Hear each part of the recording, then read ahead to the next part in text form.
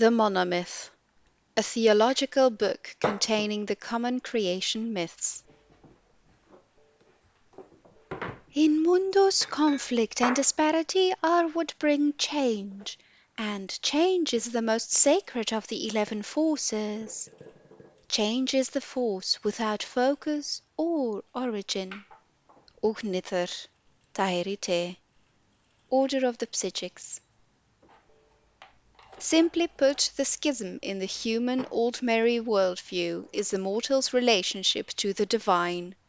Humans take the humble path that they were created by the immortal forces, while the Ultima claim descent from them. It doesn't seem like much, but it is a distinction that colors the rest of their diverging mythologies. All Tamrielic religions begin the same. Man or Mer, things begin with the dualism of Anu and his other.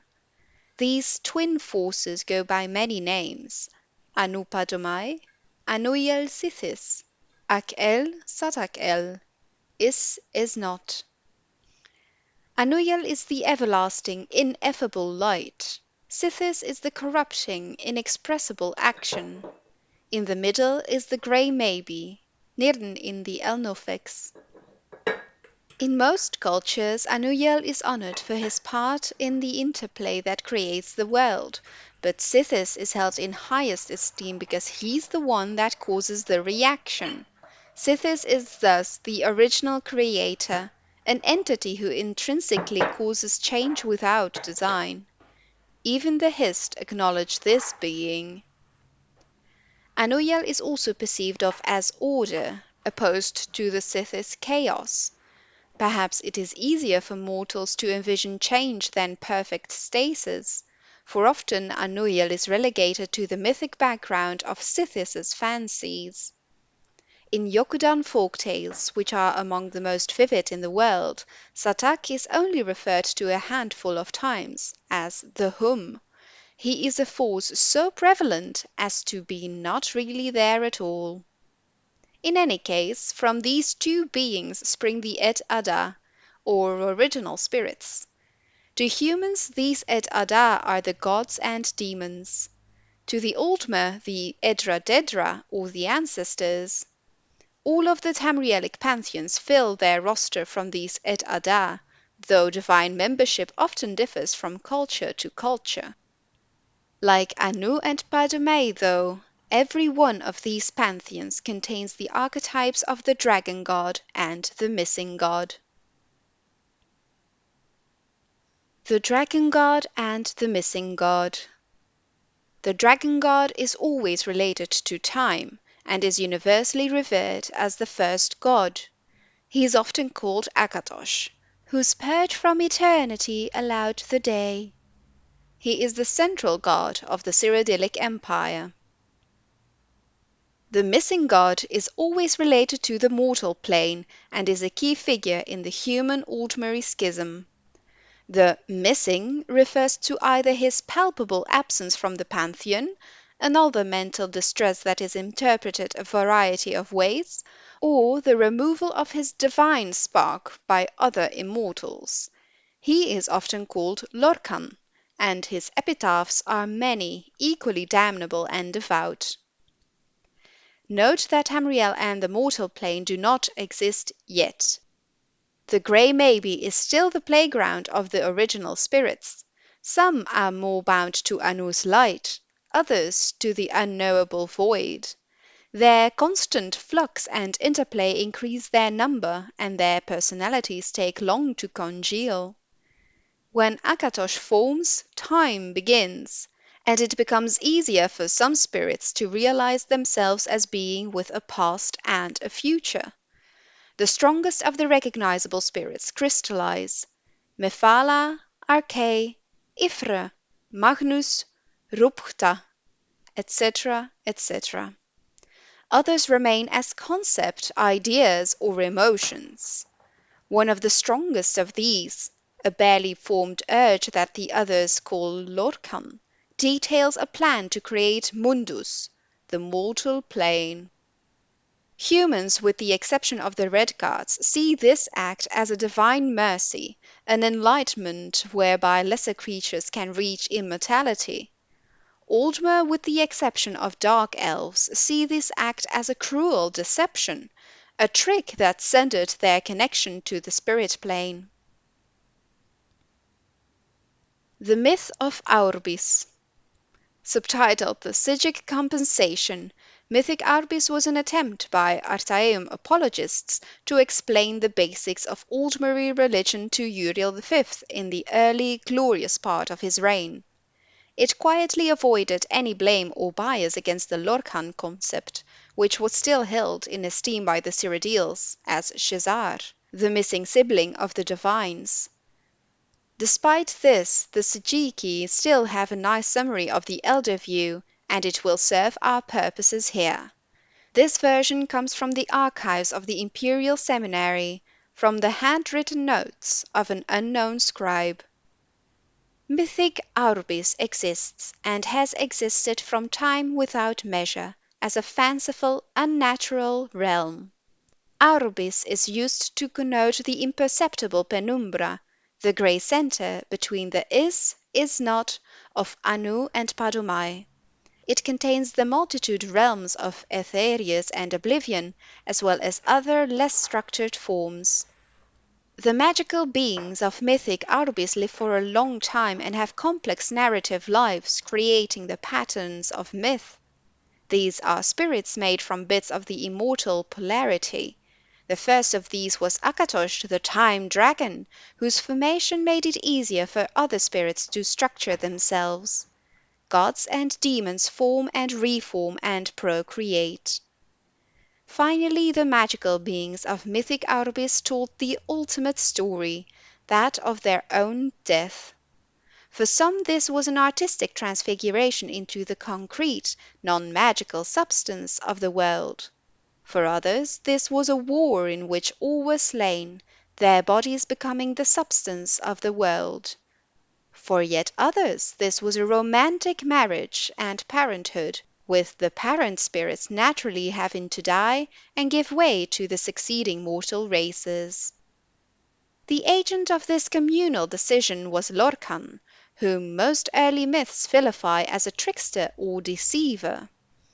More sympathetic versions of this story point out Lorcan as being the reason the mortal plane exists at all. The magical beings created the races of the mortal Aurbis in their own image, either consciously as artists and craftsmen, or as the fecund, rotting matter out of which the mortals sprung forth, or in a variety of other analogical senses. The magical beings, then, having died, became the Et Ada. The Et Ada are the things perceived and revered by the mortals as gods, spirits, or geniuses of Aurbis. Through their deaths, these magical beings separated themselves in nature from the other magical beings of the unnatural realms. The Daedra were created at this time also, being spirits and gods most attuned to oblivion, or that realm closer to the void of Padumai. This act is the dawn of the mythic, merethic era. It has been perceived by the earliest mortals many different ways, either as a joyous second creation, or especially by the elves as a painful fracturing from the divine. The originator of the event is always Lorcan. Lorcan. This creator, trickster, tester deity is in every Tamrielic mythic tradition. His most popular name is the Aldmeri Lorcan, or Doom Drum. He convinced or contrived the original spirits to bring about the creation of the mortal plane, upsetting the status quo much like his father Padumei had introduced instability into the universe in the beginning place. After the world is materialized, Lorcan is separated from his divine center, sometimes involuntarily, and wanders the creation of the Et Ada. Interpretations of these events differ widely by culture. Below are some of the better known. Yokudan, Satakal the World Skin. Satak was first serpent, the snake who came before, and all the worlds to come rested in the glimmer of its scales. But it was so big there was nothing but, and thus it was coiled around and around itself, and the worlds to come slid across each other, but none had room to breathe or even be. And so the worlds called to something to save them, to let them out, but of course there was nothing outside the first serpent, so aid had to come from inside it. This was auri-el, the hungry stomach. Auri-el made itself known, and Satak could only think about what it was. And it was the best hunger, so it ate and ate. Soon there was enough room to live in the worlds and things began. These things were new, and they often made mistakes, for there was hardly time to practice being things before. So most things ended quickly or were not good or gave up on themselves. Some things were about to start, but they were eaten up as Satak got to that part of its body. This was a violent time. Pretty soon auri-el caused Satak to bite its own heart, and that was the end. The hunger, though, refused to stop, even in death, and so the first serpent shed its skin to begin anew. As the old world died, Satakal began, and when things realized this pattern, so did they realize what their part in it was. They began to take names like Ruptcha or Tuhaka, and they strode about looking for their kin. As Satakal ate itself over and over, the strongest spirits learned to bypass the cycle by moving at strange angles. They called this process the walkabout, a way of striding between the world skins. Ruptcha was so big that he was able to place the stars in the sky so that weaker spirits might find their way easier. This practice became so easy for the spirits that it became a place, called the Far Shores, a time of waiting until the next skin. Ruptcha was able to sire many children through the cycles, and so he became known as the Tall Papa. He continued to place stars to map out the void for others, but after so many cycles there were almost too many spirits to help out. He made himself a helper from the detritus of past skins, and this was Sep, or second serpent. Sep had much of the hungry stomach still left in him, multiple hungers from multiple skins. He was so hungry he could not think straight. Sometimes he would just eat the spirits he was supposed to help, but Tall Papa would always reach in and take them back out. Finally, tired of helping Tall Papa, Sep went and gathered the rest of the old skins and balled them up, tricking the spirits to help him, promising them this was how you reached the new world by making one out of the old. These spirits loved this way of living as it was easier, no more jumping from place to place. Many spirits joined in, believing this was good thinking. Tall Papa just shook his head. Pretty soon the spirits on the skin balls started to die, because they were very far from the real world of Satakal, and they found that it was too far to jump into the far shores now. The spirits that were left pleaded with Tall Papa to take them back, but grim Ruptcha would not, and he told the spirits that they must learn new ways to follow the stars to the far shores now. If they could not, then they must live on through their children, which was not the same as before. Sep, however, needed more punishment, and so Tall Papa squashed the snake with a big stick. The hunger fell out of Sep's dead mouth, and was the only thing left of the second serpent. While the rest of the new world was allowed to strive back to godhood, Sep could only slink around in a dead skin, or swim about in the sky, a hungry void that jealously tried to eat the stars. Cyrodiilic, Shazar's Song. This was a new thing that Shazar described to the gods, becoming mothers and fathers, being responsible and making great sacrifices, with no guarantee of success. But Shazar spoke beautifully to them and moved them beyond mystery and tears. Thus the Edra gave free birth to the world, the beasts and the beings, making these things from parts of themselves.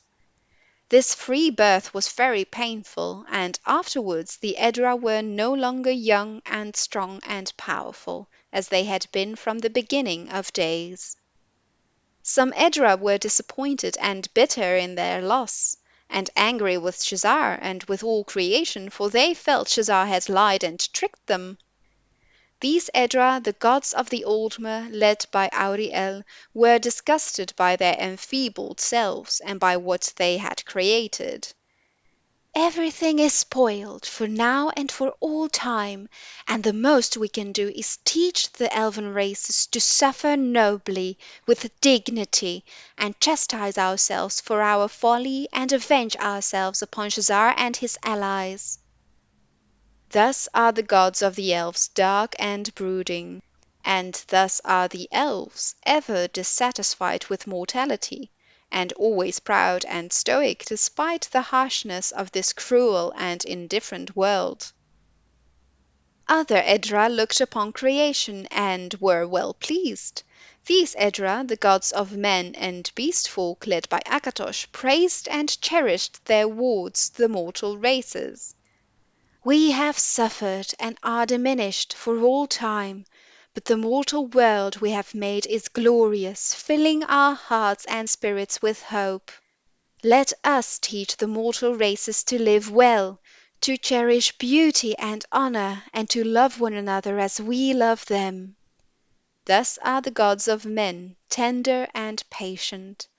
And thus are men and beast folk great in heart for joy or suffering, and ambitious for greater wisdom and a better world. Now when the Dedra lords heard Shazar, they mocked him, and the other Edra cut part of ourselves off and lose them forever. That's stupid. You'll be sorry. We are far smarter than you, for we will create a new world out of ourselves, but we will not cut it off, or let it mock us. But we will make this world within ourselves, forever ours, and under our complete control. So the Dedra lords created the Dedric realms, and all the ranks of lesser Dedra, great and small. And for the most part the Dedra lords were well pleased with this arrangement, for they always had worshippers and servants and playthings close at hand. But at the same time they sometimes looked with envy upon the mortal realms, for though mortals were foul and feeble and contemptible, their passions and ambitions were also far more surprising and entertaining than the antics of the lesser Dedra. Thus do the Dedra lords court and seduce certain amusing specimens of the mortal races, especially the passionate and powerful. It gives the Dedra lords special pleasure to steal away from Shazar and the Edra, the greatest and most ambitious mortals. "Not only are you fools to mutilate yourselves," glowed the Dedra lords, "but you cannot even keep the best pieces, which prefer the glory and power of the Dedra lords to the feeble vulgarity of the mush-minded Edra." Altmeri, the heart of the world. Anu encompassed and encompasses all things, so that he might know himself he created auri-el, his soul and the soul of all things. Auri-el, as all souls, was given to self-reflection, and for this he needed to differentiate between his forms, attributes, and intellects. Thus was born Sithis, who was the sum of all the limitations Auri-el would utilize to ponder himself. auri-el, who was the soul of all things, therefore became many things. And this interplay was and is the Aurbis. At first the Aurbis was turbulent and confusing, as auri-el's ruminations went on without design. Aspects of the Aurbis then asked for a schedule to follow, or procedures whereby they might enjoy themselves a little longer outside of perfect knowledge.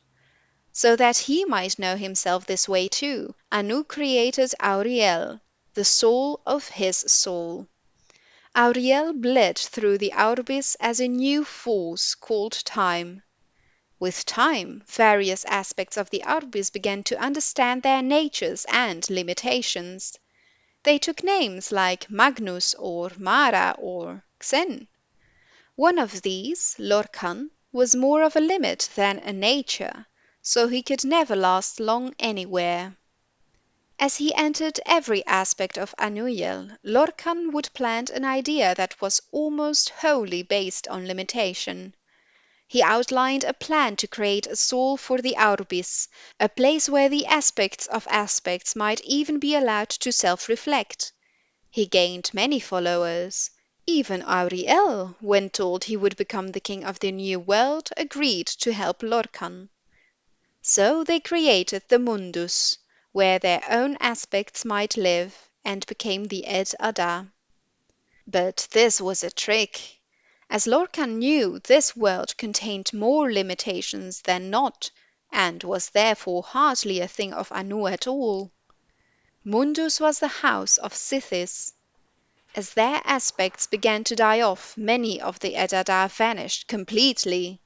Some escaped, like Magnus, and that is why there are no limitations to magic.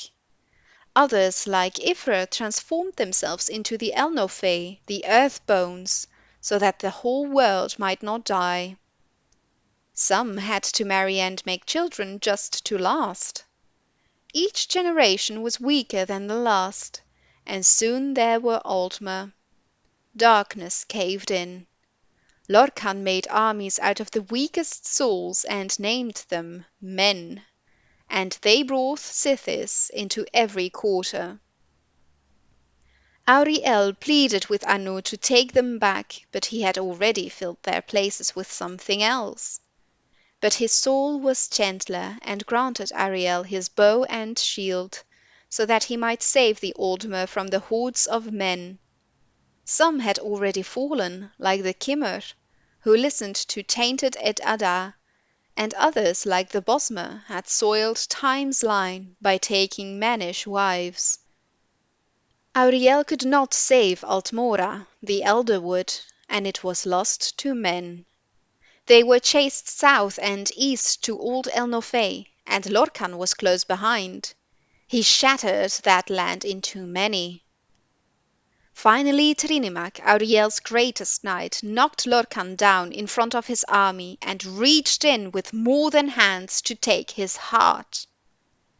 He was undone. The men dragged Lorcan's body away and swore blood vengeance on the heirs of auri-el for all time. But when Trinimac and auri-el tried to destroy the heart of Lorcan, it laughed at them. It said, "This heart is the heart of the world, for one was made to satisfy the other."